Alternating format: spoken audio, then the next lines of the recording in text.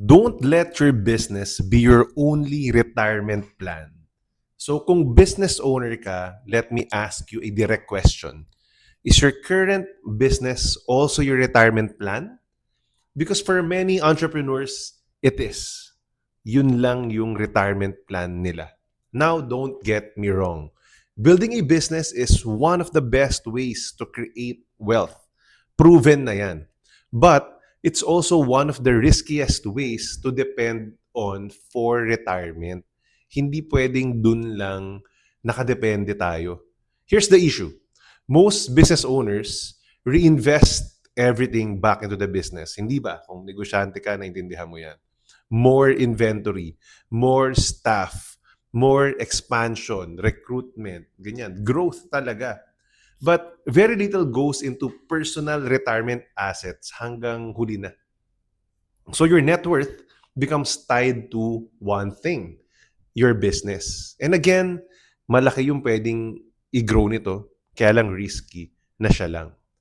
And if something happens, market shifts, competition, health issues, or na burnout, ngayon, economic downturn, wars, your entire retirement plan could be affected.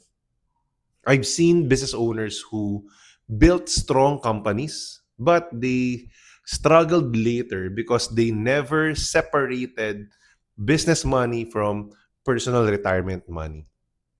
Yes, the business survived, but their personal financial plan didn't. Your business should be a wealth generator, not your only retirement solution. So the goal is simple.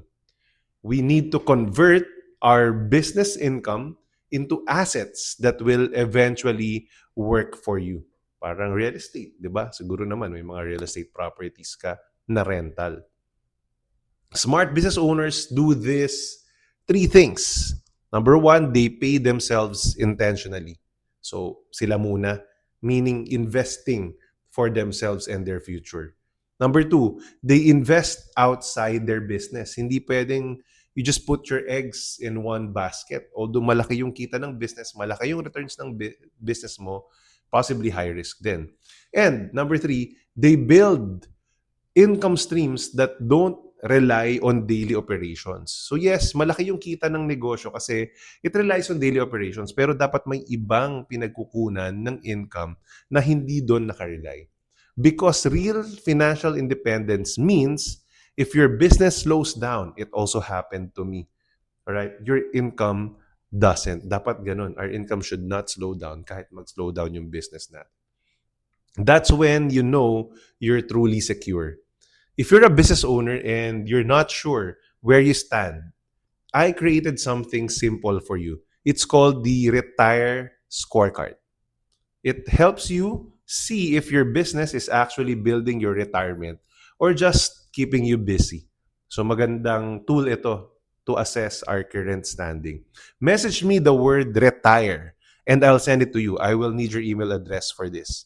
Because the earlier you separate business success from retirement security, the stronger your future becomes. Anyway, lahat tayo tatanda. If hindi tayo nagkasakit early or we live long enough, we will retire. So follow me for more smart retirement planning.